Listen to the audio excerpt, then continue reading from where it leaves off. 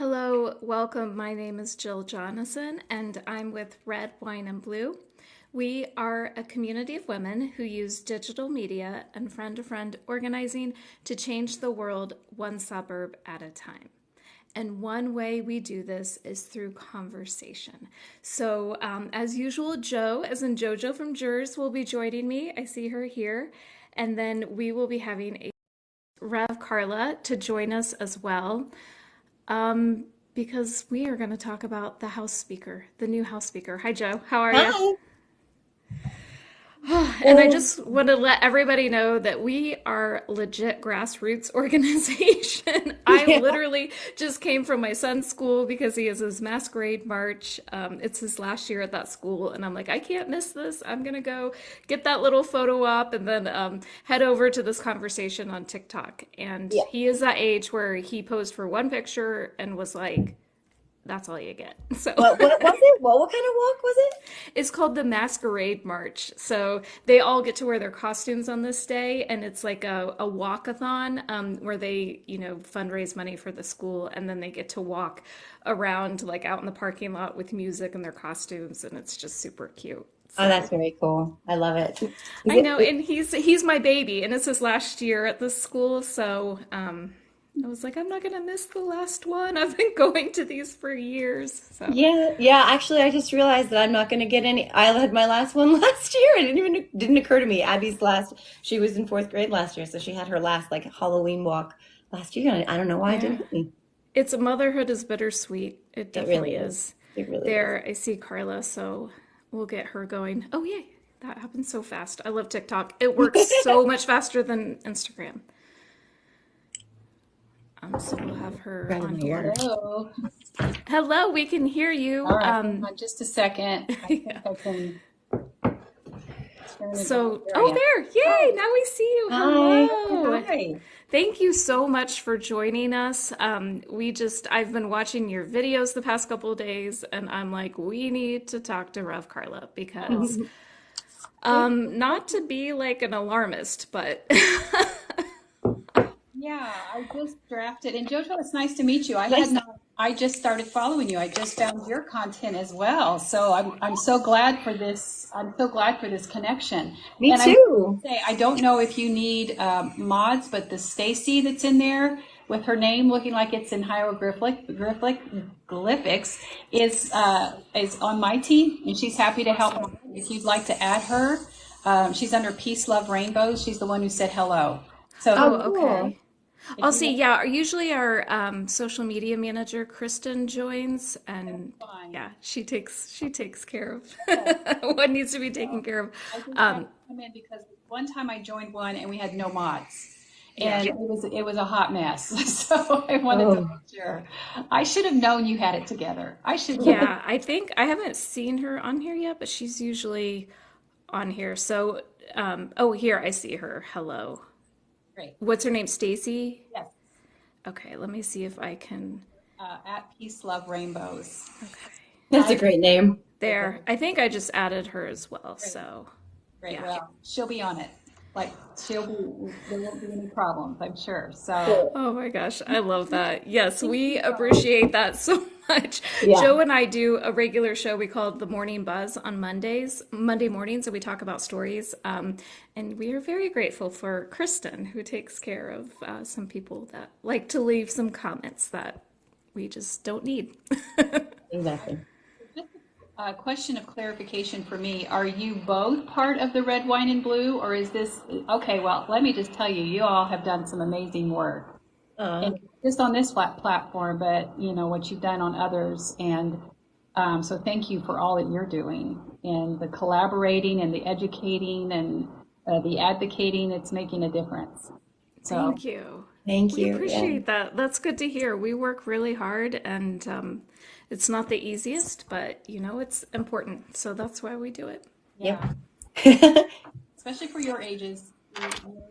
You're at least my younger than my daughter, I can imagine. Probably between my granddaughter and my daughter. I don't know. I'm gonna be 50 in June, so I don't know. I know. Can you believe that? No, well, my then that's my stepdaughter's age. So Okay. yeah, Wow. Wow. Yeah. And Yeah. we both have kids ourselves, and and that's one of the reasons we do. It's what keeps us motivated, our kids, because we want a better world for them. But also, Joe and I talk about this a lot. I'm hoping in the future we can look back on this time and be like, wow, that was wild. And that it's a little better in the future. And I want my kids to know that I wasn't quiet during that time. I want them to know that I spoke up and did something. So that's what motivates me. Yeah. Yeah. 'Cause the way they talk about us in history will be something that, to be able to see what if we're able to survive, if humanity is able to survive 100 years from now, the way they talk about what happened in this community or during this time. I don't know if you follow Heather Cox Richardson's writings. I mean, I think that she keeps us all informed. But the last week she wrote about the children separated at the border, and what an absolute tragedy that was, and such a dereliction of our responsibilities and duties as Americans, and not also just not discounting the fact that it was just completely inhumane, and the fact that we still have children unaccounted for in this time. And I'm thinking back at that time, like, how will that be written about? And how can we not just be absolutely outraged at the fact that that happened? Well, but it's almost like, which fire do you go put out? I'm often criticized because I'm not talking about certain things that are happening around the world. If I can bring it back to the fact that it has something to do with Christian nationalism or this indoctrination into this white privilege that is running through the catalyst of what's happening with perpetuating. I really try not to, but part of it is like, which fire do you decide that you're going to go after? Because that's really where we are. Or we would be doing nothing but going live all the time, trying to convince people that their houses are on fire or something. It's just crazy. I'm sure I know you know how I feel. Yeah. Yeah, I feel like, I often talk about this because I feel like so much of that is by design. Because Steve Bannon, for instance, said, infamously, flood the zone with what. And part of that strategy is so that we can't put out any of the fires because there's too many. We can't coalesce around just focusing on one at a time, or because everyone's house in the neighborhood is on fire. And so everyone's running around trying to put out all these fires everywhere, and there's no way, everyone can do all of it. And it does. It leaves this opportunity, the chaos leaves opportunity for people to seize power, people who, to your point, are often, white Christian nationalists. And they seize this opportunity to come in and take power because they know we're all distracted with all these many fires. And what we have to do is what Jill talks about all the time is like, we can't all do everything, but we can each try and do something so no one has to do everything. And so we have these conversations, maybe they'll move the dial a little bit. Maybe this is one micro fire that we're going to try to extinguish right now. And we do that every day, if at all possible. And yeah, we have our hands in a lot of fires, but I believe that history will reflect back on this time, and they'll look to, what did people do? And were they quiet? Were they silent? Did they just abandon the efforts to put the fires out, or did they do everything they could to extinguish them? And that's what you're doing. That's what we're trying to do. And these conversations are so important in that regard. Yeah, I agree, and thank you again for everything you're doing. And you said that so well, because there's also this balance between educating, alarming, advocating, like what can you do, and then also, but don't turn away, don't give up hope. Like it feels like that's sometimes I look and like, oh my goodness, my last 7 videos have been nothing but talking about the dangers of Christian nationalism. But that's where we are, and it's not for people to try to turn away, because I do also very much advocate for self-care and understanding that we have to pause to regroup and reset and restore. Compassion fatigue is a very, very real thing. But you're right. You have to not only be almost an alarmist to elevate the concern to a place where people understand that there is no room for complacency here. There's absolutely none. You cannot assume that your neighbor is going to be the one to solve the problem. It's going to require a complete movement. And if I may jump into something, did you have specific questions for me? If I may jump into something. We don't. We just go where the conversation takes us. So this is great. So I think that one of the biggest areas that concern me is this new elevation of rhetoric that we're seeing inside the Christian nationalist movement that is amplifying the anti-LGBTQIA+, the anti-Muslim, and anti-abortion. Because I think that now is their strategy to amplify that to the point that the way Trump rode the anti-Muslim rhetoric into the election of 2016, I think they're all out in the open now to do that. And I think we're not discussing and or holding accountable the Christians that are still sitting in the pews next to the people who are going to vote them in.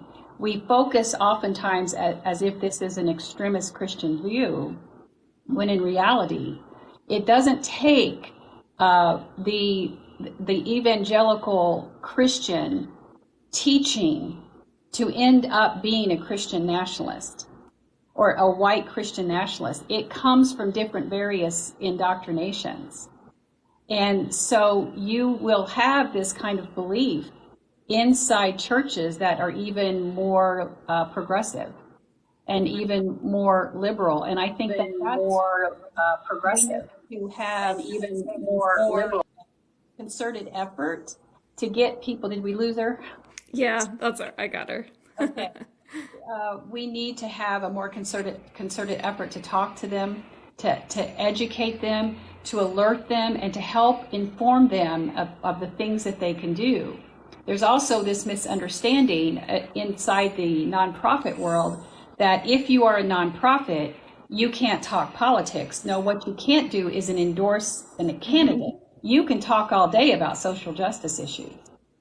There's absolutely nothing preventing a 501c3 talking about the dangers of any kind of extremist view that threatens the rights of others. You can stand for social justice, and you can stand for equity, and you can educate on that. So, I would like to see us have a more concerted effort for equipping people who are churched in how to speak about the dangers of Christian nationalism inside their organized religion. And I think that that's going to require a different conversation than what we're having right now.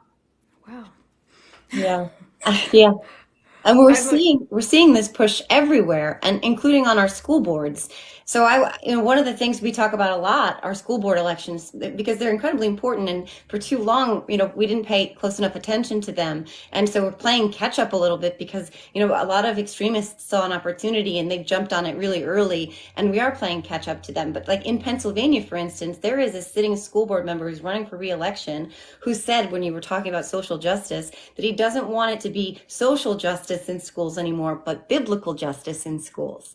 And this is an open, shared public opinion position that he is taking. And he's monopolizing on this moment, seizing on this moment to capitalize not only on fear and othering and all of the things that they're doing, but to embed this idea that it is this Christian value thing, when that couldn't be further from the truth, really. Right. I just finished a video in draft that I'll post later today, where I'm bringing in a video from Jeff Jackson, the congressman from North Carolina, along with I Am Politics Girl, who's just amazing the amount of information she brings to us. But he's talking about the fact that he's 99% sure that he's getting ready to be voted out because the gerrymandering that's been done in North Carolina, and because they have a supermajority, it's impossible to get anything fixed. That even the Democratic governor is not going to be able to veto anything because of the way that everything has been so corrupted inside that system, that it's going to take a mass uprising of people to vote out these extremist Christians because, and I'm constantly calling this out because that's what this is.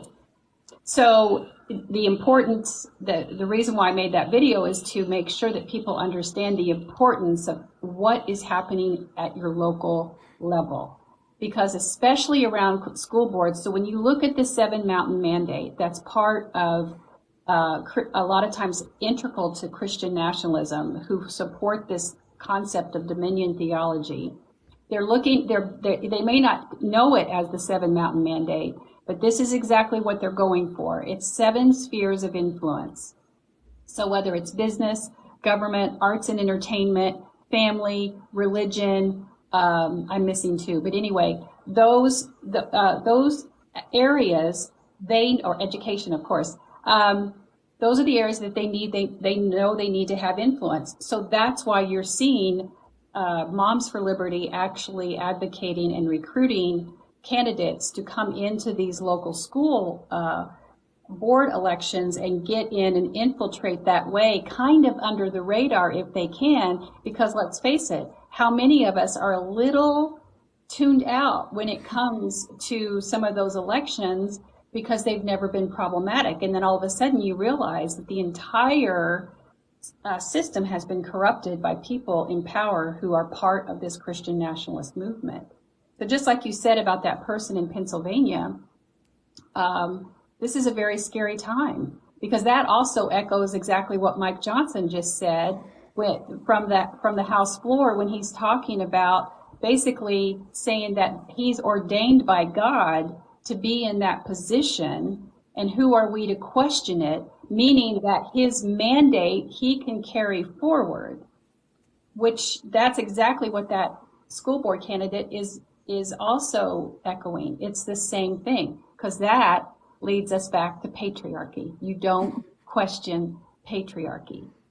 And if they say, because they're equating their white Christian privilege as being equal to and ordained by God. So who are you to question? That's the structure inside a lot of these churches.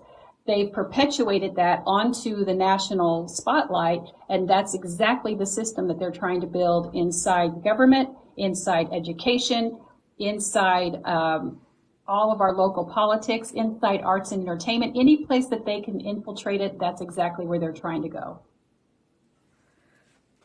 I'm like, no notes. I'm like, yes. And, I have personal experience with that too.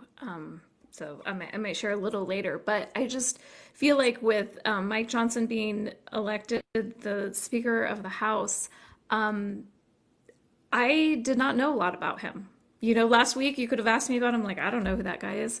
And now the more like we're unpacking and peeling off, I'm like, this is terrifying. Like I think he really believes this about himself, and like what you just said, and other people believe that too. So I just was wondering, Karla or Joe, definitely speak up, like what you have to say about what this means for us and our future to have this person in such a high leadership position. Well, Joe, I will give you some historical context here, and then I'd love to hear what your thoughts on what this means for our future. But historical, yes, there's a really good chance that he does believe this because of his evangelical faith. However, there's people I'll never say somebody is not something. If Trump says he's a Christian, then Trump says he's a Christian. But based on his attitude and behavior and how he globbed onto the movement to gain power, he exemplifies what it looks like for people who will use the belief system to gain control and power. And this all goes back to even the Civil War and before that, when we basically came and colonized this country, and we did it under the rationalization of manifest destiny. So we basically said, okay, yeah, we can say that the Bible is ordaining us to take over this land, to bless us and take over this land. And that's the rationalization and the belief system that was used to say that white people had the right to completely decimate the original people of this land, take their land, unalive them in mass, completely destroy their crops, take away their livestock, completely annihilate our buffalo population. So in other words, you can do it through any inhumane way that you can. And for those who were left over, if we could not assimilate into them, we had rights then to do very cruel and unspeakable things to them. If you want to read more about that, you can read a book called Religious Intolerance in America. There's several chapters just devoted to the original people of this land. And it's, I cried buckets of tears just reading it, but it was all under the banner of heaven. It was all done under the basis of religion. And there's actual letters there from several people who were attempting to colonize the Native Americans. And if they felt that they weren't sincere in the way they offered their prayers, not taking into any account language barriers or anything, they were basically teaching them to reiterate the prayers without telling them the meaning. And if they didn't think it was sincere, then that was grounds for unaliving them. And this went on and on and on for years. So you fast forward up to the 50s and 60s, and you can start to see that same kind of mindset has been perpetuating us for a very long time.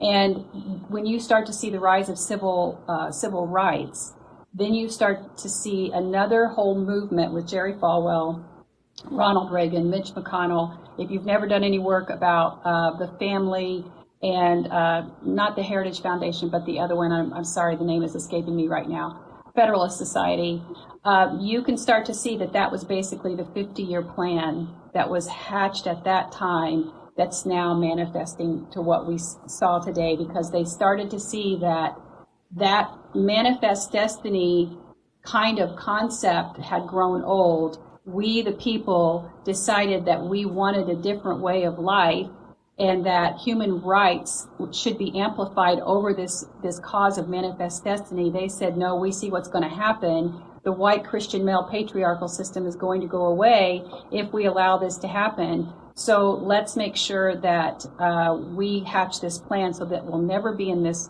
place again. Because we lost the Civil War, so now what are we going to do to get into the main systems of our power structure to make sure that we never are threatened again? And that's where we are today. Now I'll stop there because I've used a lot of words in your time. Joe, I'd love to hear what you. Yeah, no, I think it's fascinating. The historical context is fascinating because, so many people who may not have been paying attention, it does feel like this is happening all of a sudden. Like, why is this so intense right now? But really it is. It's actually been this sort of gradual undermining or building, and depending on how you want to look at it, and suppression of the natural evolution of our society, which is why it feels so incredibly unnatural to us all, because it's like society is moving forward the way societies do. And there's this force of oppression pushing back and making it very unnatural in the process. And it feels very, it's very upsetting to us all because it isn't natural, but it echoes back from all of the past. So the historical context is absolutely important and into this whole thing. And when you see all of this sort of be embodied in someone like Mike Johnson, which is he is the embodiment of the most extreme, the most radically extreme positions of the MAGA Republicans. It's really all MAGA now. But it's interesting, Jill, because he's often referred to as Jim Jordan in a Brooks Brothers suit, which sort of undermines it, but it also speaks a lot to how he was able to slide into having these positions and slide through without getting any attention, because he wasn't the loudest person in the room. He didn't say the most extreme stuff all the time out loud. But when you go and you start looking, you start peeling back those layers, like you said, I said he's like putrid puff pastry. I mean, it's endless. There's layer after layer after layer.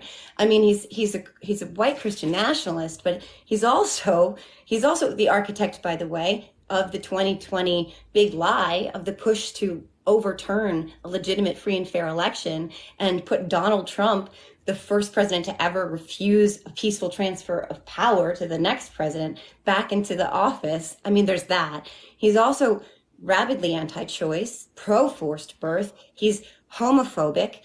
He's a climate change denier, and he's got an A+ rating from the NRA. I mean, it's all the things. He's really checks all the boxes. And so he does exactly what you said.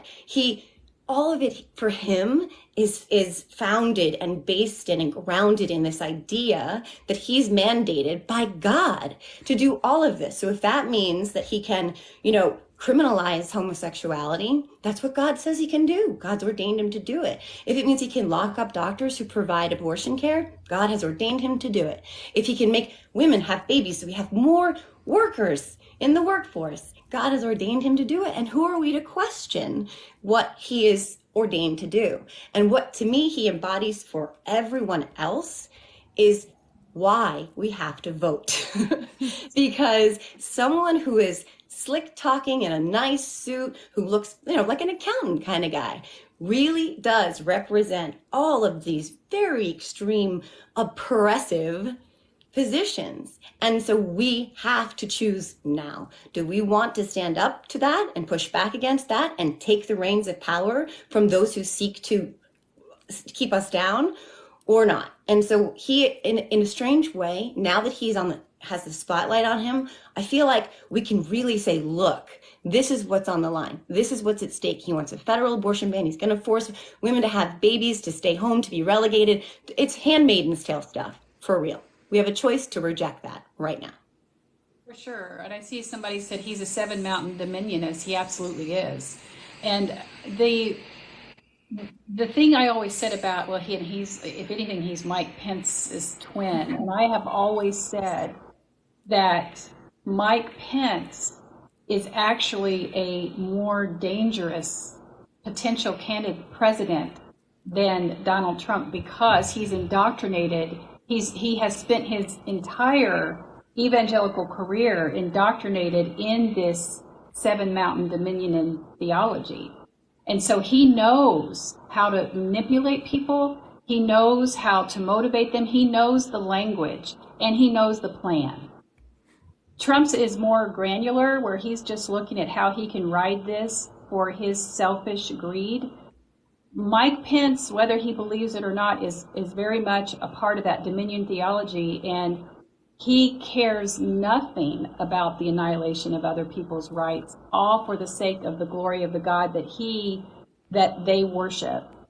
And he's constantly throwing out buzzwords and phrases to them that cue in that unless you know that language, you have no idea. He seems like the better choice. And I think that that's intentional as well, because he looks like a moderate, when in reality, he's Mike Johnson with grayer hair. Yeah.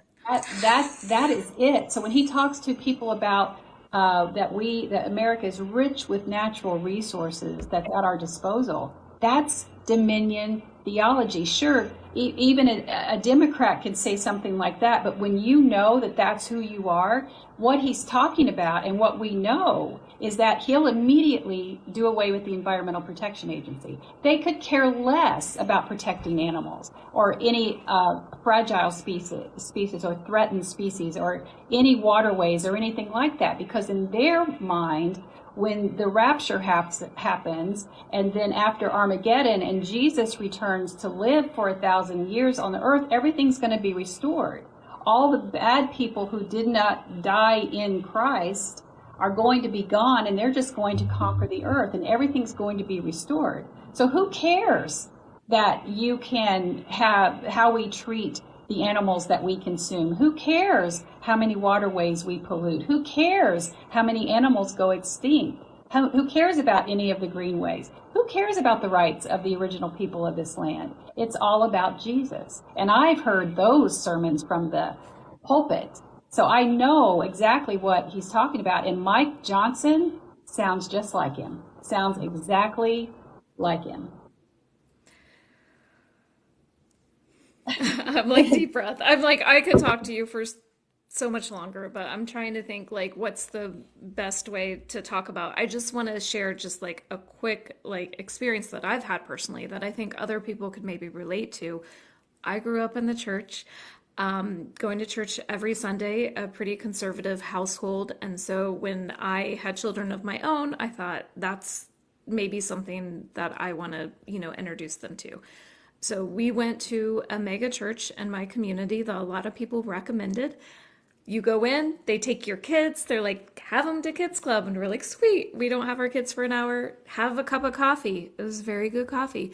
Walk in, it's dark, it's comfortable seating, it's the music, you're like, wow, this is like a real band. And so we did go there for a while, where it seemed progressive. And I thought, okay, maybe this is how we're going to raise our kids, right? Until I heard from the mouth of a leader of that church that homosexuality was a sin.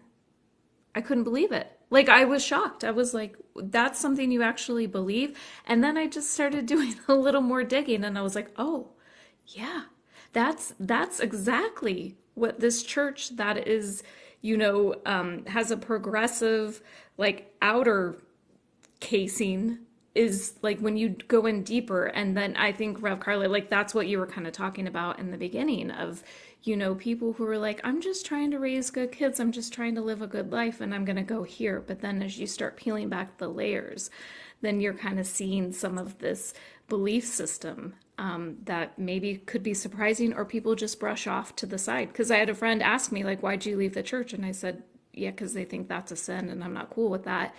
And she's like, well, I think it's important to raise kids in the church. And I'm like, it's not more important than affirming people that I love. And maybe if my kids, identify in that community, I don't want them growing up in a church teaching them that that's wrong. So that was just like my little anecdotal story. I'll make this point, then I'm going to have to hop off, and we'll just have to do this again sometime. But Yeah. the one of the things I've always said is that the dogma, that toxic theology, is hiding behind the rock band on stage. But evangelical Christianity is a master at marketing. They are absolutely the master at marketing and rebranding themselves. It started when the Christian church started to make a designation of the non-denomination. That was the beginning of the modern church, to kind of move away from denominational thinking to make it look like they were evolving away from that theology. This was not, they saw the 8-year decline of people leaving church. And they weren't about to change anything about the dogma. They were going to double down on it. They were just going to rebrand it. So when they figured out, it's called the Hillsong model, and it's legit.